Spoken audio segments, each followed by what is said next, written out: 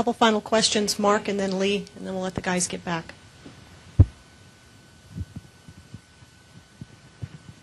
Mark Yakotis of Florida Today for Brett again. Brett, I've done several pace car rides with you around on the current pavement and the bumps and everything. And hard to ask you to speculate, but could you just talk a little bit about what a brand new racing surface is going to be like here and how much faster you think we're going to see the cars go? Thank you. Well, I think Brad said it. It's going to make for better racing. You know, it certainly has to. Through the years, Daytona and Talladega have been extremely different, and particularly since Talladega was repaved, they've never been more different. This is going to pull the two of them much closer together when we see a smooth and fresh pavement on this racetrack. And, you know, the racing at the two tracks from the driver's seat has always been different because of the surface and the bumps. And I think you're going to see a lot more closer racing, larger packs consistently here at Daytona than you've ever seen before. Lee Montgomery, NNSRacing.com. For Brett and Joe, some of the teams have bought old Cup chassis and had to make some changes to the chassis itself. I thought one of the ideas was they just put a new body on it and go. What can you talk about what some of the teams have to do to the car?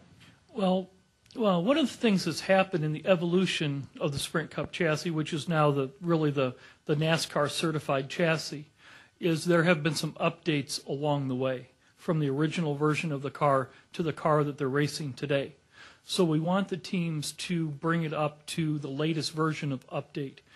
So some of that may be the angle on the front horn, on the front clip, or something like that. One of the things that we did with the Nationwide car is we locked the size and the location of the rear wheel tubs, so the teams, don't really go to the wind tunnel to make adjustments in wheel tubs and those type of things. So we locked those in place. So those are some of the updates that the teams would have to do. As we look at it right now, Brett talked about the 85 cars that we've had certified at the R&D Center. 62% of those cars have been Sprint Cup cars that have been converted to Nationwide cars. So we think the process is working well to be able to convert those cars over and have a cost benefit. 62? 62%. Wow. Yeah. You had that number memorized, didn't you? I watch it every day.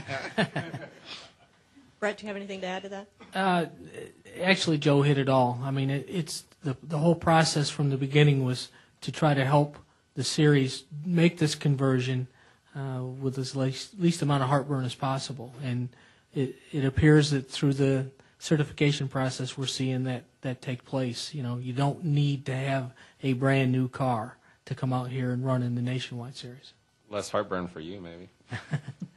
Well, there's no question the startup cost and the changeover is tremendous. But, when the process in the car gets across the board, from the data we see out of the Cup Series, we see road race cars qualifying at Talladega, and we see, cars running 20, 30 races.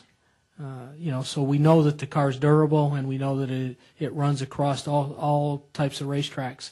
And, from data from the teams, there certainly is less inventory that it takes to run the entire series. So I think the Nationwide Series are going to see those same benefits. It's just going to take some time to get there. Gentlemen, we appreciate your time.